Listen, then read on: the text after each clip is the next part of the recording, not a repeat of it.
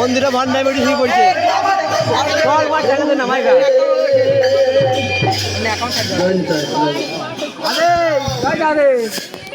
বিনয়দা তুমি এবার এসো, বিনয়দা তুমি এবার এসো, তোমার কাজটা করে নাও।